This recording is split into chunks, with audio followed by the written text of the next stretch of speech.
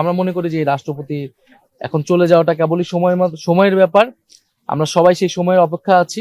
তার নীরব ভূমিকা নিষ্ক্রিয়তার কারণে এই গণহত্যা সংঘটিত হয়েছে, ফলে এই গণহত্যার দায়ে তিনিও অভিযুক্ত এবং তার বিরুদ্ধে কিন্তু আর্থিক অনৈতিকতার অভিযোগ রয়েছে এর আগে থেকে। এই রাষ্ট্রপতি কিন্তু শহীদ প্রেসিডেন্ট জিয়াউর রহমানের বিরুদ্ধেও আপনার বিরুদ্ধাচরণ করেছে, মানে নেতিবাচক বক্তব্য দিয়েছে, খালেদা জিয়ার বিরুদ্ধে নেতিবাচক বক্তব্য দিয়েছে। ফলে কোনোভাবেই আসলে এই রাষ্ট্রপতি আর এই দায়িত্বে এই পদে থাকার আসলে যোগ্য নয়। এ গ্রেড ক্লিংকারের কনফিডেন্স সিমেন্ট বাংলাদেশের হৃদয় জুড়ে। আজকে বাংলাদেশের ইতিহাসে একটি মর্মান্তিক দিন।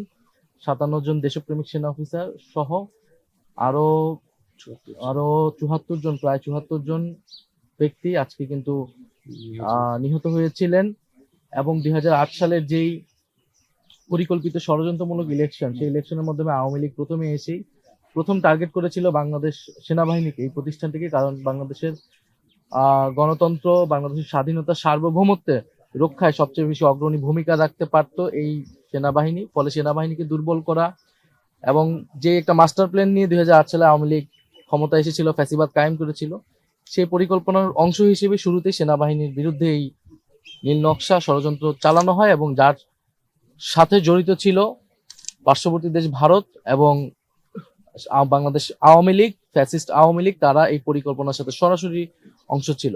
ফলে আজকের দিনে আমরা শুধু শ্রদ্ধাঞ্জলি জানাতেই আসি নাই। আজকের দিনে আমাদের বক্তব্যটি হচ্ছে যে এই হত্যাকাণ্ডের বিচার আমরা চাই এবং বিডিআর যারা গ্রেফতার করা হয়েছিল বিভিন্ন সময়, আমরা মনে করি না যে সেটা সব সুষ্ঠু বিচার বা ন্যায় বিচার হয়েছিল। কারণ আমাদের কাছে কিন্তু পুরো ঘটনাটা আসলে জাতির সামনে এখন উন্মুক্ত হয়নি। ইন্টারিম গভর্নমেন্টের সময়ে তদন্ত কমিশন করা হয়েছে। আমরা চাই সেই তদন্ত কমিশন পুরোটা উন্মুক্ত হবে জাতির সামনে এবং সেই অনুযায়ী তার যে সুপারিশ থাকবে তদন্ত কমিটি, সেই সুপারিশগুলো বাস্তবায়িত হবে এবং জাতি ন্যায় বিচার হবে, সকলেই ন্যায় বিচার হবে। যারা ভিকটিম তারা ন্যায় বিচার পাবে, যারা দোষী প্রকৃত অর্থে তাদেরকে যাতে বিচারের আওতায় আনা হয়। আজকের দিনে আমাদের এটাই আমাদের চাওয়া, এই নতুন সরকার তারা যাতে ইন্টারিম গভর্নমেন্টের সেই যে তদন্ত কমিশন, সেই তদন্ত কমিশনের রিপোর্ট অনুযায়ী কাজ করে। প্রথম যে অধিবেশন হবে, সংসদ অধিবেশন, সেই অধিবেশনে আর সবচেয়ে প্রথম কাজটি হবে যে এই যে ফ্যাসিস্ট সময়ের যে রাষ্ট্রপতি, ফ্যাসিস্টের দোসর রাষ্ট্রপতি, তার অভিশংসনের জন্য পদক্ষেপ নেওয়া এবং নতুন সংসদ, জাতীয় সংসদ, সরকারি দল, বিরোধী দল সবাই মিলে এই কাজটি করবে।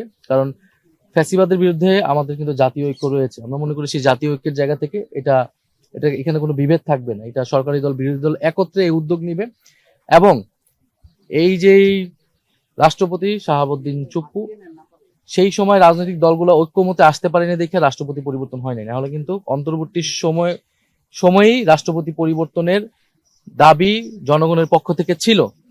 সেই সময় রাষ্ট্রের স্থিতিশীলতা, সাংবিধানিক শূন্যতা, অনেক কিছুর কথা বলে রাষ্ট্রপতিকে রেখে দেওয়া হয়েছে। এখন নতুন সরকার এসেছে, নতুন সংসদ তৈরি হয়েছে। আমরা মনে করি যে এই রাষ্ট্রপতি এখন চলে যাওয়াটা কেবলই সময়ের ব্যাপার। আমরা সবাই সেই সময়ের অপেক্ষা আছি।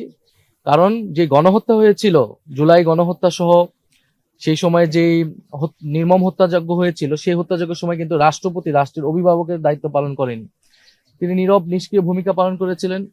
বৈষম্যবিরোধী ছাত্র আন্দোলনের পক্ষ থেকে কিন্তু কোটা সংস্কার দাবি নিয়ে আমরা রাষ্ট্রপতি ভবন পর্যন্ত গিয়েছিলাম, বঙ্গভবন পর্যন্ত গিয়েছিলাম। তার নীরব ভূমিকা নিষ্ক্রিয়তার কারণে এই গণহত্যা সংঘটিত হয়েছে। ফলে এই গণহত্যার দায়ে তিনিও অভিযুক্ত এবং তার বিরুদ্ধে কিন্তু আর্থিক অনৈতিকতার অভিযোগ রয়েছে এর আগে থেকেই।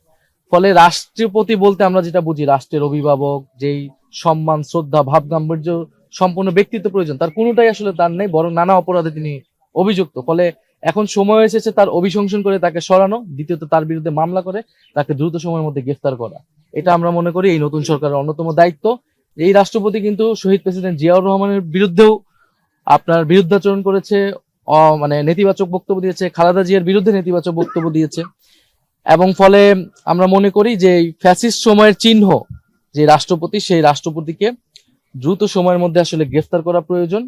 এবং তিনি যে ধরনের সাক্ষাৎকার দিয়েছেন সেটাও তো আসলে শপথ লঙ্ঘন হয়েছে।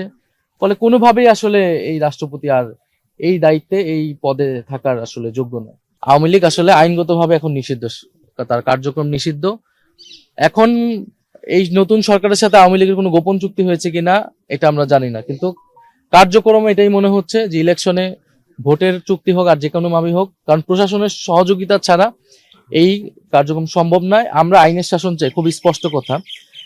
যদি আইনের শাসন ব্যত্যয় সরকারের পক্ষ থেকে ঘটে, আইনে থাকা আইনগতভাবে নিষিদ্ধ সাথে সরকার যদি সেটার প্রশাসন যদি সেটা অফিস খোলার বা কার্যক্রম করার সুযোগ সুবিধা করে দেয়, তাহলে জনগণের পক্ষ থেকে আমাদের প্রতিরোধের ডাক দিতে হবে। এটা আমরা বলেছি। আমরা অপেক্ষা করছি সরকার কি আইনের শাসনের পক্ষে যাবে, নাকি সরকার আরো একটি গৃহযুদ্ধের পরিস্থিতি তৈরি করতে চায়।